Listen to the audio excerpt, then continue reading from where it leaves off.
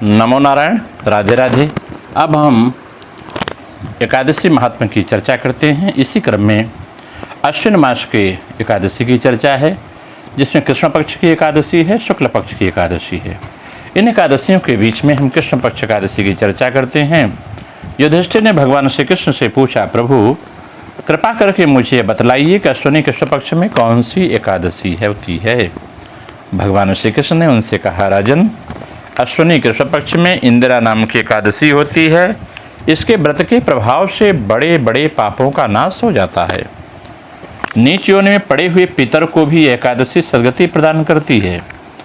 इसलिए राजन, पूर्व काल की बात है, सतयुग में इंद्रसेन नाम से विख्यात एक राजकुमार थे, जो अब महिष्मतीपुरी के राजा होकर धर्मपूर्वक प्रजा का पालन करते थे। उनका यश सब दिशाओं में फैल रहा था।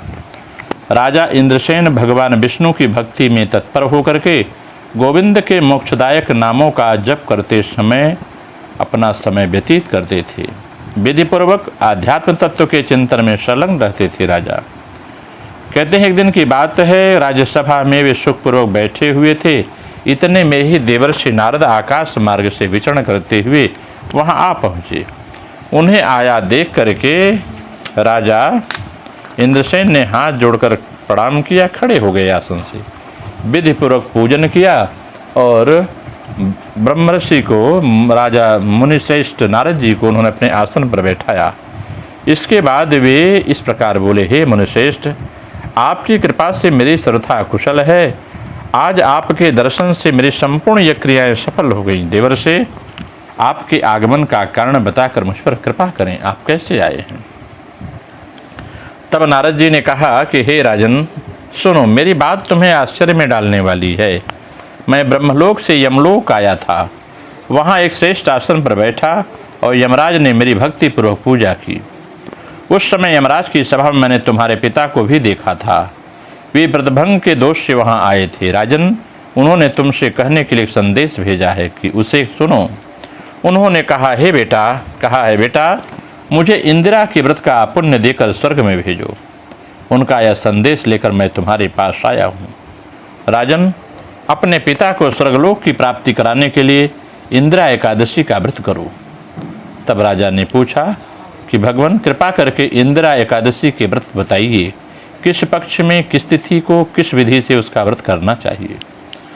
नारद जी ने कहा, राजेंद्र सुनो, मैं तुम्हें इंदिरा एकादशी के व्रत के शुभकारक विधि को बतलाता हूँ। अश्विनी मास के कृष्ण पक्ष के दशमी के उत्तम दिन को श्रद्धा युक्त चित्त से प्रातःकाल स्नान करें, फिर मध्याह्न काल में स्नान कर एकाग्रचित्त हो एक समय भोजन करें तथा रात्रि में भूमि पर सोएं। रात्रि के अंत में निर्मल प्रभात होने पर एकादशी के दिन दातुन करके मुँह धोएं। इसके बाद भक्त भावपूर्वक निम्न मंत्र पढ़ते हुए उपवास का नियम ग्रहण करें। अद्य स्थित्वा निराहार सर्वभोग विवर्जितः स्वभोक्षे पुंडरीकाक्ष शरणं मे भवाच्युत। ओम नमो भगवते पुंडरीकाक्षाय नमः। इस मंत्र का जप करें। कमल नयन भगवान नारायण, आज मैं सब भोगों से अलग हो निराहार रहकर कल भोजन करूँगा। अच्युत, आप मुझे शरण दें।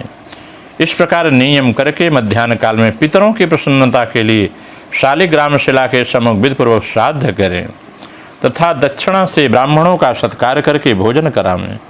पितरों को दिए हुए अन्नमय पिंड को सूंघकर विद्वान पुरुष गाय को खिला दें।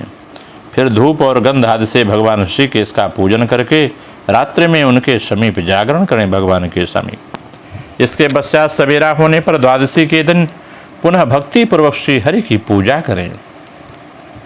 उसके बाद ब्राह्मणों को भोजन कराकर भाई बांधव नाती पुत्र आदि के साथ स्वयं मौन होकर भोजन करें। राजन, इस विधि से आलस्य रहित होकर तुम इंदिरा एकादशी का व्रत करो, जिससे तुम्हारे पितर भगवान विष्णु के वैकुंठ धाम में चले जाएंगे। भगवान श्री कृष्ण कहते हैं, हे राजन, राजा इंद्रसेन से ऐसा कहकर देवर्षि नारद अंतर्धान हो गए। राजा ने उनकी बताई हुई विधि से अंतःपुर की रानियों, पुत्रों, भृत्यों सहित उस उत्तम व्रत का अनुष्ठान किया। हे कुंती नंदन, व्रत पूर्ण होने पर आकाश से फूलों की वर्षा होने लगी। इंद्रसेन के पिता गरुण पर आरूढ़ होकर श्री विष्णु धाम को चले गए और राजर्षि इंद्रसेन ने भी कंटक राज्य का उपभोग करके अपने पुत्र को राज्य पर बिठाकर स्वयं स्वर्गलोक को चले गए।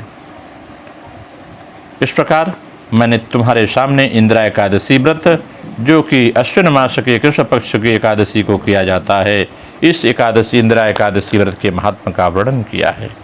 इसके पढ़ने और सुनने से मनुष्य सारे पापों से मुक्त हो जाता है। इसलिए इंदिरा एकादशी का व्रत समस्त व्यक्ति को करना चाहिए। इस व्रत को करने से पितृदोष से और नागदोष से और काल सर्प दोष से भी व्यक्ति मुक्त होता है। इसलिए एकादशी का, जो कृष्ण पक्ष एकादशी है, एकादशी का श्राद्ध अवश्य करें। पितरों के निमित्त किसी तीर्थ में जाके भगवान विष्णु का जहाँ स्थान हो, अयोध्या, मथुरा, माया, काशी, कांची, अवंतिका, हरिद्वारावती चैवैतेति मोक्षदायिका, इनमें जरूर पिंडदान करें, जलदान करें। नमो नारायण याग की कथा में अश्विन मास के शुक्ल पक्ष की एकादशी की चर्चा करती हैं। यह नवरात्र के बाद आती है एकादशी। युधिष्ठिर ने पूछा है, हे मधुसूदन, आप कृपा करके यह बताइए कि अश्विन महीने के शुक्ल पक्ष में किस नाम की एकादशी होती है। तब भगवान श्री कृष्ण बोले, राजन, अश्विन के शुक्ल पक्ष में जो एकादशी होती है वह पापांकुशा के एकादशी के नाम से विख्यात है। यह एकादशी सब पापों के हरने वाली है तथा उत्तम है। उस दिन संपूर्ण मनोरथ की प्राप्ति के लिए मनुष्य को स्वर्ग और मोक्ष प्रदान करने वाले पद्मनाभ संज्ञक मुझ वासुदेव का पूजन करना चाहिए। जितेंद्रीय मुनि चिरकाल तक कठोर तपस्या करके जिस फल को प्राप्त करते हैं वह उस दिन भगवान गरुड़ध्वज को प्रणाम करने से ही मिल जाता है। मंगलम भगवान विष्णु, मंगलम गरुड़ध्वज, मंगलम पुंडरीकाक्ष, मंगलाय तनोहरि। इस मंत्र का जप करें। पृथ्वी पर जितने भी तीर्थ और पवित्र देवालय हैं, उन सबके सेवन का फल भगवान विष्णु के नाम कीर्तन मात्र से मनुष्य को प्राप्त हो जाता है। जो सारंग धनुष धारण करने वाले सर्वव्यापक भगवान जनार्दन की शरण में जाते हैं, उन्हें कभी यमलोक की यातना नहीं भोगनी पड़ती। यदि अन्य कार्य के प्रसंग से भी मनुष्य एकमात्र एकादशी का उपवास कर ले तो भी उसे कभी यम यातना प्राप्त नहीं होती है। जो पुरुष विष्णु भक्त होकर भगवान शिव की निंदा करता है, वह भगवान विष्णु के लोक में स्थान नहीं पाता, उसे निश्चय ही नरक में गिरना पड़ता है। इसी प्रकार यदि कोई शैव या पशुपत होकर भगवान विष्णु की निंदा करता है तो वह घोर रौरव नरक में डालकर तब तक पकाया जाता है जब तक 14 इंद्रों की आयु पूरी नहीं हो जाती। इसलिए यह एकादशी स्वर्ग और मोक्ष को प्रदान करने वाली है, शरीर को निरोग बनाने वाली तथा सुंदर स्त्री, धन और मित्र देने वाली है। राजन, एकादशी को दिन में उपवास और रात्रि में जागरण करने से अनायास ही विष्णु धाम की प्राप्ति हो जाती है। इसलिए हे राजन, वह पुरुष मातृपक्ष की 10, पिता पक्ष के 10 तथा स्त्री पक्ष की भी 10 पीढ़ियों का उद्धार कर देता है। एकादशी का व्रत करने वाले मनुष्य दिव्य रूपधारी चतुर्भुज गरुड़ की ध्वजा से युक्त हार से सुशोभित पीताम्बरधारी होकर भगवान विष्णु के धाम को जाते हैं। अश्विन के शुक्ल पक्ष में पापांकुशा का व्रत करने मात्र से ही मानव सब पापों से मुक्त हो श्री हरि के लोक में जाता है। जो पुरुष सोना, तिल, भूमि, गौ, अन्न, जल, जूता और छाते का दान करते हैं, वह कभी यमराज को नहीं देखते। हे नृपश्रेष्ठ, दरिद्र पुरुष को भी चाहिए कि यथाशक्ति स्नान, दान आदि क्रिया करके अपने प्रत्येक दिन को सफल बनावें। जो होम, स्नान, जप, ध्यान और यज्ञ आदि पुण्य कर्म करने वाले हैं, उन्हें भयंकर यम यातना नहीं देखनी पड़ती। लोक में जो मानव दीर्घायु, धनाढ्य, कुलीन और निरोग देखे जाते हैं, वे पहले के पुण्यात्मा हैं। पुण्यकर्ता पुरुष ऐसे ही देखे जाते हैं। इस विषय में अधिक कहने से क्या लाभ है। मनुष्य पाप से दुर्गति में पड़ते हैं और धर्म से स्वर्ग में जाते हैं। राजन, तुमने मुझसे जो कुछ पूछा था उसके अनुसार हमने पापांकुशा एकादशी का महात्मा का वर्णन किया है। इसके पढ़ने सुनने से व्यक्ति को वाजपेयी अश्वमेध यज्ञ के पुण्य का फल मिलता है। इस प्रकार से इस व्रत को व्यक्ति को हमेशा रहना चाहिए। यह पापांकुशा एकादशी जो अश्विन शुक्ल पक्ष में पड़ती है, इसके करने से मनुष्य के सारे मनोरथ सिद्ध हो जाते हैं। पराम्बा जगदम्बा भगवती नारायणी की भी कृपा मिलती है, महालक्ष्मी प्रसन्न होती हैं। नमो नारायण।